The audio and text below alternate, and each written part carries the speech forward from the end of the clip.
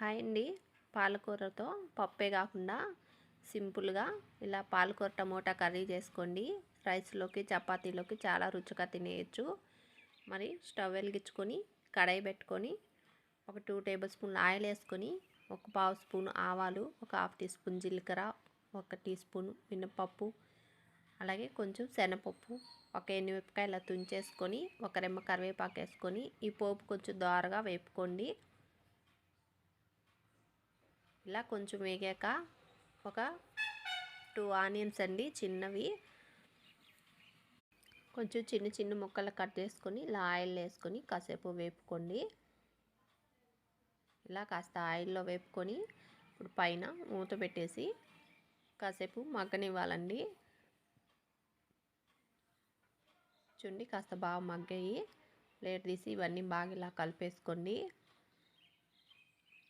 చూడండి పాలకూర అండి 2 కట్టలు తీసుకొని శుభ్రంగా కడిగేసుకొని ఇలాగ చిన్న ముక్కలు కట్ చేసుకున్నాను. ఇదంతా ఇలా గిన్నెలో వేసుకొని అంతా కాసేపు బాగా ఈ ఆయిల్లో వేపుకోవాలండి.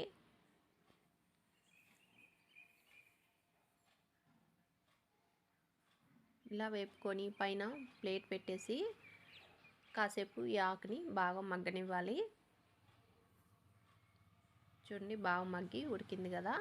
ఇప్పుడు 2 టమోటాలు తీసుకొని కొంచెం పెద్ద సైజు టమోటాలండి చిన్న ముక్కలు కట్ చేసేసుకొని ఇప్పుడు ఈ కూరకి రుచికి తగినంత సాల్ట్ వేసుకొని ఒక హాఫ్ టీ స్పూన్ పసుపు, అలాగే 1 టీ స్పూన్ నిండా కారము వేసుకొని ఇవన్నీ కలిసే విధంగా ఒకసారి బాగా కలిపేసుకోండి.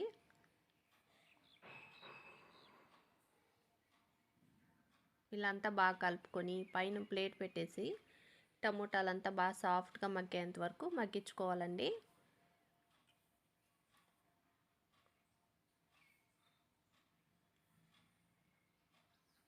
చూడండి టమోటాలు బాగా మగ్గిపోయాయి. ఇదంతా ఈ టమోటాలని కాస్త బాగా గెంటితో ఇలా మ్యాష్ చేసుకోండి. బాగా గుజ్జుగా తయారవుద్ది కూర. ఇదంతా ఇలా బాగా గెంటితో ఇలా అనుకోవాలి. ఇలా అనుకొని కొంచెం సేపు ఉడికాక లాస్ట్లో కొంచెం కొత్తిమీర తరిగేసుకొని ఇదంతా కలిసే విధంగా ఒకసారి బాగా కలిపేసుకోండి. స్టవ్ ఆఫ్ చేసేయండి. ఇప్పుడు బౌల్లోకి తీసుకోండి. అన్నంలోకైనా చపాతీలోకైనా చాలా రుచిగా ఉంటుందండి. మనం పప్పు వేసుకుంటే ఎక్కువైపోయి మిగిలిపోయి పారేస్తుంటాము. అలా కాకుండా ఇలా చేసుకుంటే ఇంట్లో 2 ఉన్నప్పుడు ఇలా చేసుకుంటే బాగా రుచిగా తినేయొచ్చండి.